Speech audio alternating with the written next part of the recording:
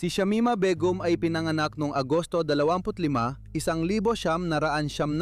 sa London, England sa mga magulang na may lahing Bangladeshi.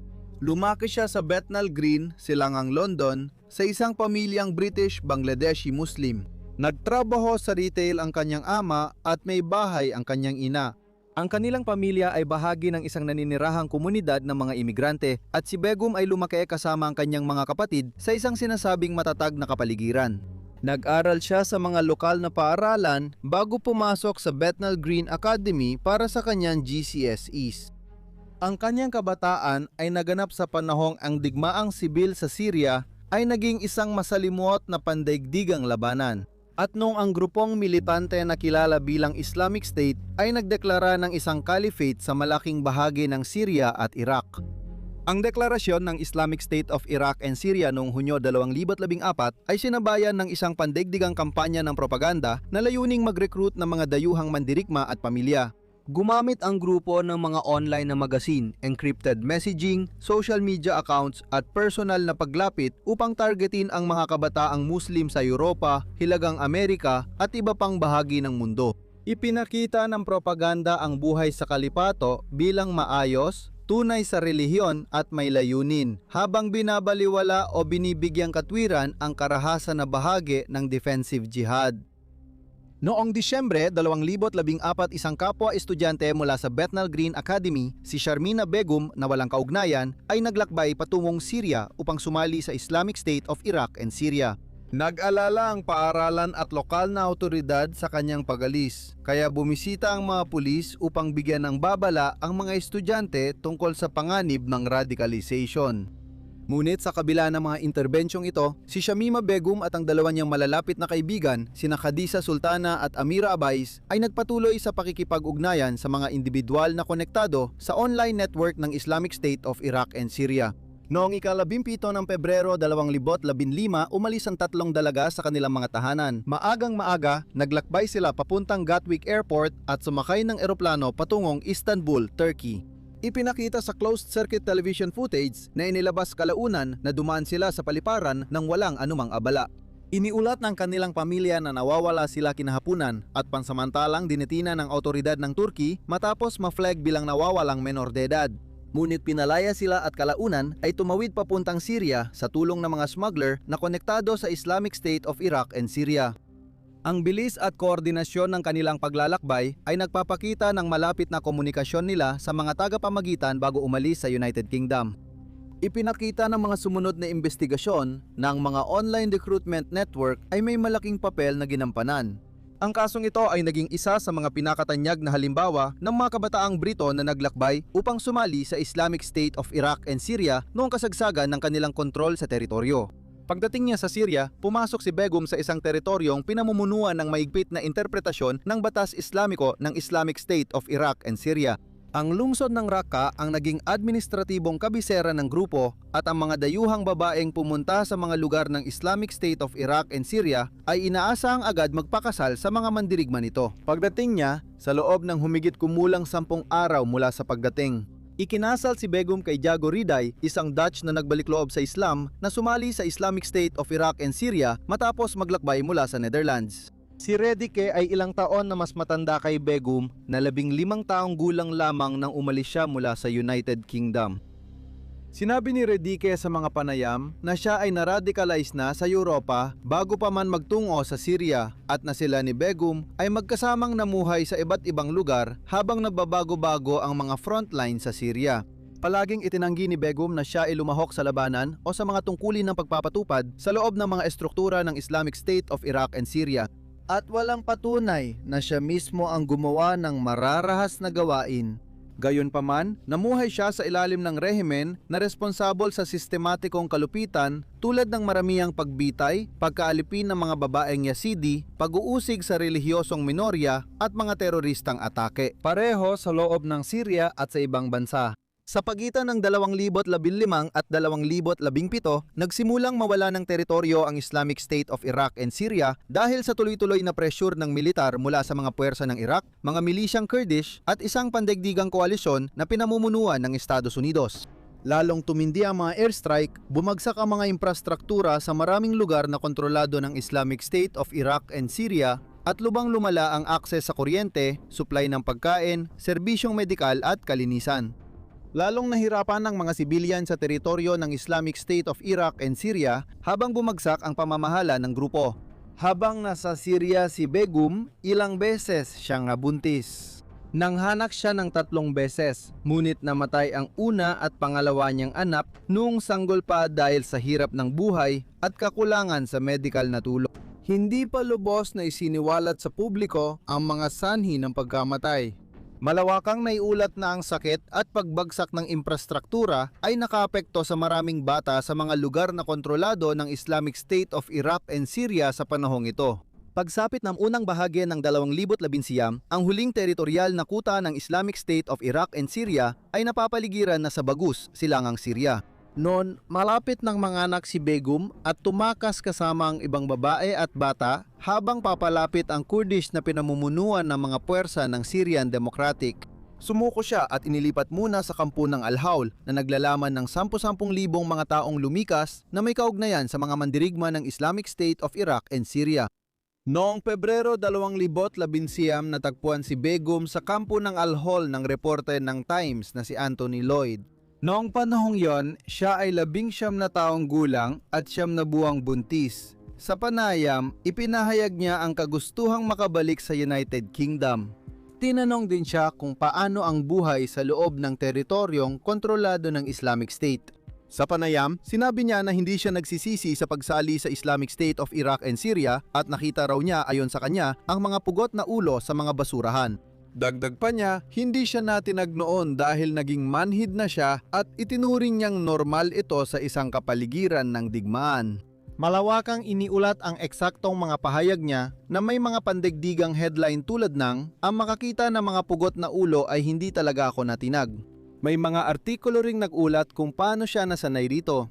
Binanggit niyang nakita niya ang ulo ng nahuling mandirigma na nakadisplay sa isang lalagyan sa Raqqa. Nagkaroon ng matinding negatibong reaksyon sa United Kingdom dahil inakala ng marami na walang pagsisisi o simpatya ang mga pahayag na yon. Sa mga sumunod na panayam, sinabi ni Begum na siya ay nagulat noon at pinagsisisihan kung paano niya naipahayag ang sarili sa unang panayam. Ilang sandali matapos ang panayam, nanganak si Begum sa kanyang ikatlong anak na si Jara. Ngunit sa kasamaang palad, noong Marso 2011, namatay ang sanggol dahil sa pulmonya. Sa kampo, iniulat ng mga makataong organisasyon na nag-ooperate doon ang matinding kakulangan sa mga medical na supply at mahirap na mga kondisyon ng pamumuhay. Sa puntong ito, nawala na ni Begum ang lahat ng 3 niyang anak sa Syria. Ang pagkamatay ni Jara ay nagpalala ng debat sa United Kingdom. May nagsabi na ang pagtanggi ng gobyerno sa pagbabalik niya ay hindi tuwirang sanhi ng pagkamatay ng sanggol. Habang ang iba naman ay nanindigan na ang sarili niyang desisyon na sumali sa Islamic State of Iraq and Syria ang ugat ng trahedya. Mabilis ang tugon ng mga politiko sa kahit anong paraan. Noong ika-11 ng Pebrero 2000, 11 ginamit ni dating kalihim ng tahanan Sajid Javid ang kapangyarihan sa ilalim ng British Nationality Act, 1981 upang tanggalan ng pagkamamamayang Briton si Shamima Begum. Dahil sa kadahilan ng ito ay, ayon sa kanila, makabubuti para sa publiko, iginiit ng Home Office na dahil sa kanyang pagsalungat, siya ay kwalipikado para sa pagkamamamayang Bangladeshi at dahil dito ay hindi siya mawawalan ng estado. Tumugon ang pamahalaan ng Bangladesh sa publiko na nagsasabing si Begum ay hindi mamamayan ng Bangladesh at dahil dito ay hindi siya papayagang makapasok sa Bangladesh. Dahil dito, si Begum ay naging walang estado. Kahit iginiit ng United Kingdom na legal ang proseso, umapela ang legal na koponan ni Begum sa kautusan ng pag-alis ng kanyang pagkamamamayan. Ipinaglaban nila na si Begum ay na-brainwash at na-traffic bilang menor de edad at ang pagbawi ng kanyang pagkamamamayan habang nakakulong siya sa ibang bansa ay humadlang sa kanyang epektibong legal na paglaban. Ang kaso ay dadaan sa iba't ibang yugto ng sistema ng korte sa Britanya. Noong Hulyo 2020, nagpa siya ang Court of Appeal na dapat payagan si Begum na makabalik sa United Kingdom upang ituloy ang kanyang apela. Dahil sa pagbibigay diin sa kahalagahan ng makatarungang proseso, iaapela ng gobyerno ang desisyong ito sa Supreme Court. Noong Pebrero 2021, nagkaisa ang Supreme Court sa paghatol na mas mahalaga ang mga alalahanin sa pambansang seguridad kaysa sa karapatan ni Begum na makabalik sa United Kingdom upang personal na makilahok sa kanyang apela. Binigyang diin ng hatol na dapat pahalagahan ng korte ang pagtatasa ng Home Secretary sa mga banta sa seguridad. Dahil dito, hindi pinayagan si Begum na makabalik sa United Kingdom. Pagkatapos nito, umusad ang kaso niya sa Special Immigration Appeals Commission na dinidinig ang mga kasong may sensitibong ebidensya sa seguridad na hindi maaring ilantad sa publiko. Noong Pebrero 2023, nagpasya ang Special Immigration Appeals Commission na ang desisyon na tanggalan ng pagkamamamayan si Begum ay talagang naaayon sa batas. Kinilala ng komisyon na may sapat na dahilan upang maniwala na siya ay naimpluwensyahan at posibleng na traffic para sa sexual na pagsasamantala noong bata pa siya. Ngunit napagpasyahan nila na hindi nito ginawang labag sa batas ang desisyon ng Home Secretary. Muling umapela si Begum, gayunpaman, noong Pebrero 2020. Gayunpaman ibinasura ng Korte ng Apela ang kanyang apela. Pinagtibay ang desisyon ng SIAC na pagpasyahan ng korte na kumilos ang Home Secretary ayon sa kanyang legal na kapangyarihan. Noong 2026 nananatili pa rin si Begum sa Hilagang Syria at halos naubos na niya ang lahat ng lokal na legal na paraan. Ipinapakita ng mga ulat na isinasalang-alang na rin ang aplikasyon sa European Court of Human Rights bagamat wala pang inilalabas na pinal na resulta sa publiko.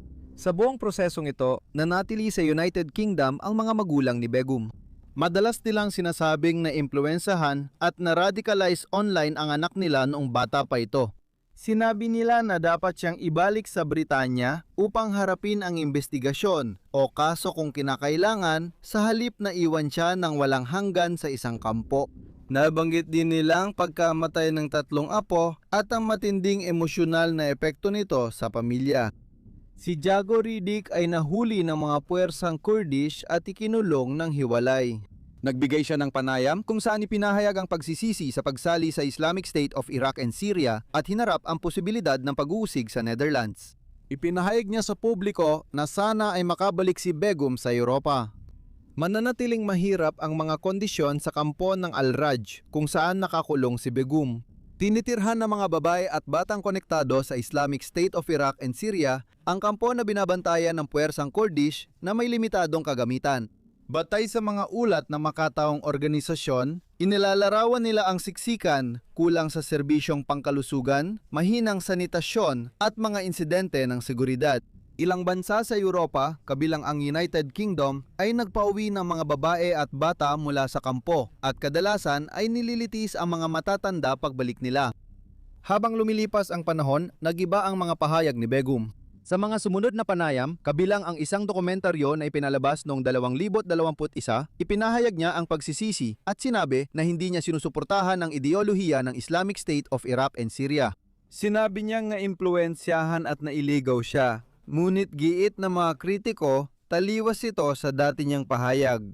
Bagaman may mga taga-suporta na nagsasabing naganap ang kanyang mga unang panayam sa ilalim ng mahirap na kalagayan at mula noon ay pinag-isipan na niya ang kanyang mga ginawa. Nagkaroon din ng pagbabago sa pananamit ni Begum. Pagkatapos umalis ni Begum sa United Kingdom noong 2015 upang sumali sa Islamic State of Iraq and Syria, nagsuot siya ng mga kasuotan na kaugnay ng mahigpit na interpretasyon ng grupo sa pananamit ng Islam, kabilang na ang itim na niqab. Noong panahon na yon, mahigpit na ipinatupad ng Islamic State of Iraq and Syria ang dress code sa kababaihan at ipinagbawal ang kasuotang kanluranin sa kanilang mga teritoryo. Sa mga unang panayam, nakasuot pa rin si Begum ng kasuotang Islamiko, ngunit sa mga sumunod na panayam mula sa kampo ng mga refugee, nakita si Begum na nakasuot ng kasuotang istilong kanluranin, kabilang ang maong, kamiseta at sombrero. Pinatuyo at in-straight ang kanyang buhok, may kulay din ang kanyang mga kuko. Ang pagbabago sa kanyang pananamit ay napansin ng media at may mga komentarista na nagtatanong kung ito'y tanda ng pagbabago sa paniniwala, praktikal na pag-aangkop o pagsubok impluwensyahan ang opinyon ng publiko. Sa gitna ng kanyang mga legal na pagsisikap na makabalik sa United Kingdom, walang duda na ang kaso ni Begum ay nagdulot ng pagkakahati ng mga opinyon. Sinasabi ng mga kritiko na ang pagtanggal ng pagkamamamayan sa isang tao ay hindi patas na nakakaapekto sa mga may lahing imigrante at maaari itong lumika ng dalawang antas ng sistema ng nasyonalidad. Kasama ang mga internasyonal na eksperto sa karapatang pantao at United Nations Rapporteur na pumuna sa United Kingdom, naniniwala silang posibleng biktima ng human trafficking si Begum at na may obligasyon ang United Kingdom na imbestigahan ang kanyang pagre-recruit at protektahan siya bilang isang bata. Nagpahayag din sila ng pag-aalala tungkol sa walang katapusang pagkakakulong sa mga kampo sa Syria. Kahit ano pa man, hanggang 2026 si Shamima Begum ay nasa hilagang Syria pa rin at wala ng British citizenship. Nawala ang 3 niyang anak at nakakulong pa rin ang asawa niya sa ibang lugar. Patuloy na naapektuhan ng debate tungkol sa kanyang kaso ang mga diskusyon sa radicalization, pananagutan, human trafficking, statelessness at responsibilidad ng mga bansa para sa mga mamamayan sumali sa ekstremistang grupo noong menor de edad pa sila. Ngunit sa pinakapunot dulo ng lahat ng ito ay isang serye ng mga hindi mapag-aalinlangan ng katotohanan. Umalis siya sa United Kingdom sa edad na 15 para sumali sa Islamic State of Iraq and Syria, nagpakasal sa isang Olandes na mandirigma at namuhay sa ilalim ng Islamic State of Iraq and Syria hanggang bumagsak ito. Nanganak siya ng 3 beses pero namatay lahat ng anak niya bilang sanggol. Sa huli, napansin niyang hindi ito maganda tingnan. Sinabi niya sa mga reporter na hindi siya nagsisisi sa pagsali sa Islamic State of Iraq and Syria at hindi siya natitinag sa mga kalupitang ginawa ng Islamic State of Iraq and Syria. Malinaw na sinabi ng gobyerno ng United Kingdom na ayaw nilang makabalik si Shamima Begum sa kanyang bansang sinilangan. At kaya, sa ngayon at sa hinaharap, mananatili siya sa pagkakakulong. Nasa sentro siya ng isa sa pinakamahalaga at pinakakontrobersyal na kaso ng pambansang seguridad sa makabagong kasaysayan ng Britanya. Salamat sa panonood ng video natin ngayon. Kung kapaki-pakinabang ito, pakilike o magkomento sa ibaba. Lahat ng aming nilalaman mula sa pananaliksik at pagsulat ng script hanggang sa pag-edit at pagsasalaysay ay ganap na gawa ng tao, walang ginamit na AI. Kaya kung gusto mong suportahan ng aming channel, mag-subscribe ka na at pindutin ang bell icon para ma-notify ka kapag may bagong Wars of the World na video. Maraming salamat sa panonood!